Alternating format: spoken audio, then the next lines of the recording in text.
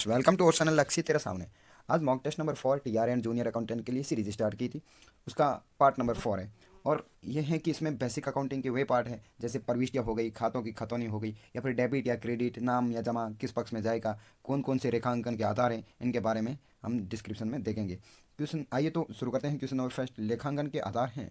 लेखांकन के आधार हैं रोकड़ आधार या उपार्जन आधार। बोला है कि कैश बेसिस है या फिर एक्रुअल बेसिस, या ए एंड बी दोनों, या इनमें से कोई नहीं। तो सी इज राइट हो जाएगा, ए एंड बी दोनों, क्योंकि इसमें लेखांकन के दोनों ही आधार होते हैं, रोकड़ आधार और उपार्जन आधार दोनों। अब क्वेश्चन नंबर 2, बोला है कि लेखांकन के बाहरी उपयोगकर्ता नहीं है। कि लेखांकन के बाहरी उपयोगकर्ता नहीं है, तो लेनदार बाहरी है, देनदार भी बाहरी होता है, बैंक भी बाहरी होता है, लेकिन यहाँ प्रबंधक है ना, डी, ये है बाहरी उपयोगकर्ता नहीं है, ये आंतरिक उपयोगकर्ता होता है। प्रबंधक अंशधारी ये आंतरिक उपयोगकर्ता होते हैं, स्वामी। तो इसमें पूछा है कि लेखांकन के बाहरी उपयोगकर्ता नहीं है, तो यहाँ प्रबंधक बाहरी उपयोगकर्ता नहीं है, बाकी सारे के सारे बाहरी उपयोगकर्ता हैं। क्वेश्चन नंबर 3, कि लेखांकन की प्रणालियाँ हैं। लेखांकन की प्रणालियाँ कौन कौन सी हैं? एक हरा लेखा प्रणाली, दोहरा लेखा प्रणाली, भारतीय महाजनी महाजनी बही खाता लेखा प्रणाली, उपरोक्त सभी। तो यहाँ सही हो जाएगा डी, क्योंकि ये तीनों की तीनों प्रणालियाँ चलती आ रही हैं। एक हरा लेखा प्रणाली भी चल रही थी, दोहरा लेखा प्रणाली और भारतीय महाजनी ये भी चल रही थी। तो लेखांकन की प्रणालियों में उपरोक्त सभी हो जाएगा आंसर। आइए क्वेश्चन नंबर 4 क्या बोला है। क्वेश्चन नंबर 4 है कि डेबिट नोट नाम पत्र तैयार किया जाता है। यह डेबिट नोट कौन तैयार करता है? ठीक है, तो डेबिट नोट कौन तैयार करता है?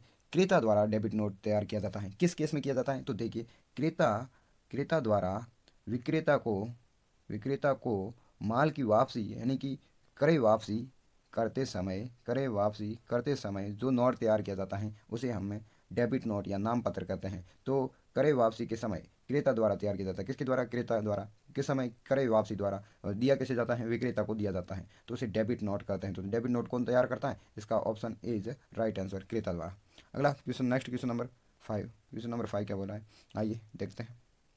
क्वेश्चन नंबर 5 है कि डेबिट नोट, बोला है कि डेबिट नोट जारी किया जाता है। अब डेबिट नोट किसके द्वारा जारी किया जाता है? अभी पढ़ा कि डेबिट नोट क्रेता द्वारा क्रय वापसी पर जारी किया जाता है, लेकिन यहाँ सारे के सारे ऑप्शन देखने पड़ेंगे, क्योंकि क्रय वापसी पर तो जारी किया ही जाता है, लेकिन बी ऑप्शन बोला है कि माल का मूल्य अधिक लगाने पर। हाँ बिल्कुल, माल का मूल्य जब अधिक लगाया जाता है तब भी क्रेता द्वारा डेबिट नोट जारी किया जाता है। और बट्टा कम देने पर यह भी केस बनता है कि बट्टा कम देने पर भी डेबिट नोट जारी किया जाता है। तो इसका ऑप्शन हो जाएगा डी इज राइट आंसर।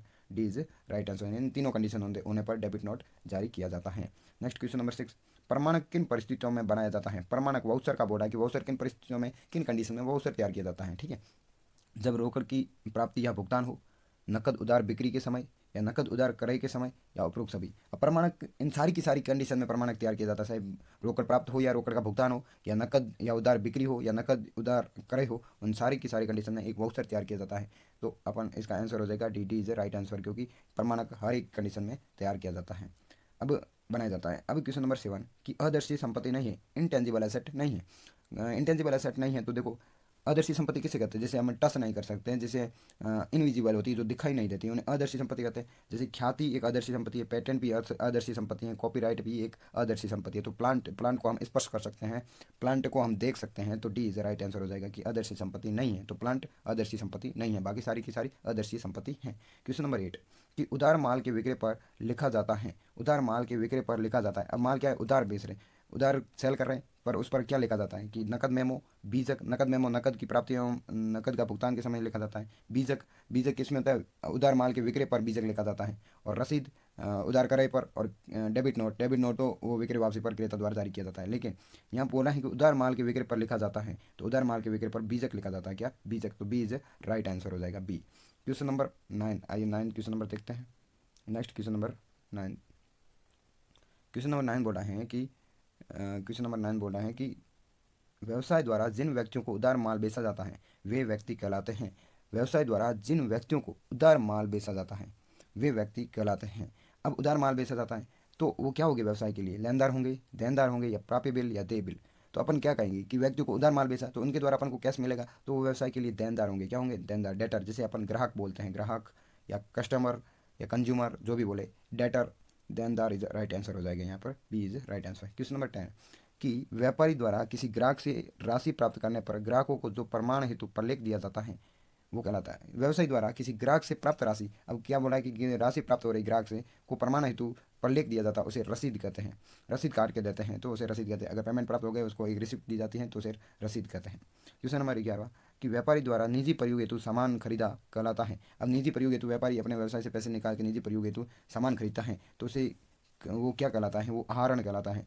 यहाँ ऑप्शन दे रखा है खर्च, क्रय, आहरण या व्यापारिक बिल, व्यापारिक खर्च। तो यहाँ आहरण इज राइट आंसर हो जाएगा, तो C is right answer. Question number 12 कि मशीन के व्यापारी द्वारा मशीन खरीदने पर मशीन कहलाती है। ये क्वेश्चन अच्छा है। 12 क्वेश्चन नंबर बोला है कि मशीन के व्यापारी द्वारा मशीन खरीदने पर मशीन कहलाती है। अब व्यापारी किसका है, मशीनरी को बेचता है, खरीदता है, तो उसके लिए मशीन व्यापारी के लिए वो मशीन क्या हुई, संपत्ति तो हुई नहीं, वो स्थायी संपत्ति भी नहीं है, तो उस मशीन के व्यापारी के लिए वो क्या हुआ, माल हुआ, माल। तो सी इज राइट आंसर। इस प्रकार का क्वेश्चन बनता है कि मशीन के व्यवसाय द्वारा मशीन खरीदने पर मशीन कहलाती है, तो सीधी सी बात है उसके लिए तो मशीन माल हुई। ठीक है, ओके, आज का सेशन खत्म होता है। Thank you watching this video. Thank you, bye, take care.